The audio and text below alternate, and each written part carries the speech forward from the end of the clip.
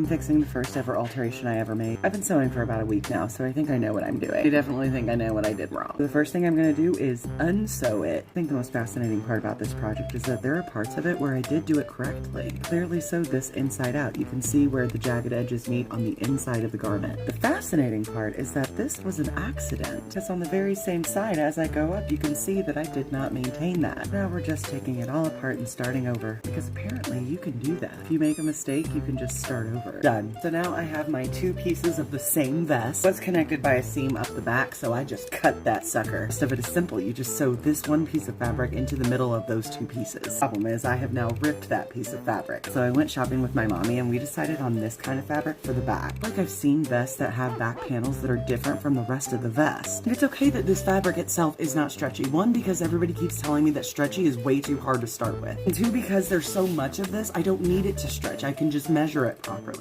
What I'm gonna do is I'm going to measure the length of this fabric right here and give myself a couple of inches to work with. I'm the proud owner of 16 of these suckers. Good thing too, because I keep losing them. The fabric itself is about 16 inches. I want to give it a little more because it was still gapping when I buttoned it, which I don't like. I also want to account for the fact that this is stretchy and this is not. So I think I'm going to give myself about 20 inches. Is there a front and a back to this?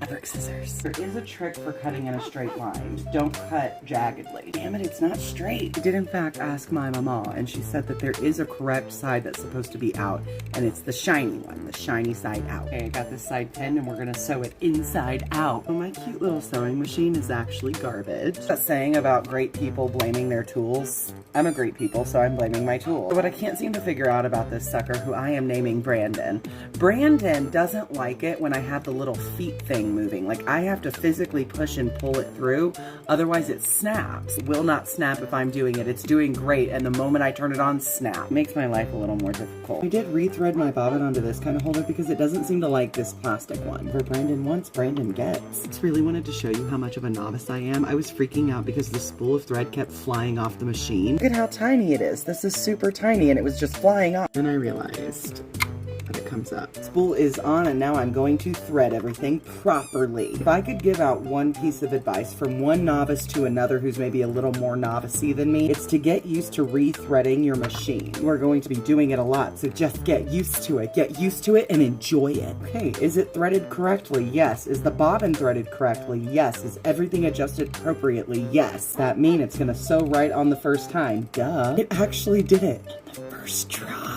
Right, me? I see you over here being advanced. No, it looks on the outside. It looks good. I'm very concerned that that did not take long. Like, I didn't have to rethread or anything. Brandon, are you okay? So easy. Other side, let's go. Okay, okay. Oh, she's gapping. Oh, she's too big, isn't she? But I measured. According to my eyes, I need to somehow shorten the top part here. How? How does one do that? I'm just gonna take a break. Very happy with the work that I've gotten done, but I really have no idea how I would fix that problem. Yeah, I'm just gonna take a break. Hopefully I'll post this video and somebody will give me some insight as to how to fix this. I do not want to ruin this vest. I really do like the way the vest looks. It needed alteration. You do when your clothes need alterations. You make those alterations, even if you don't know how to sew.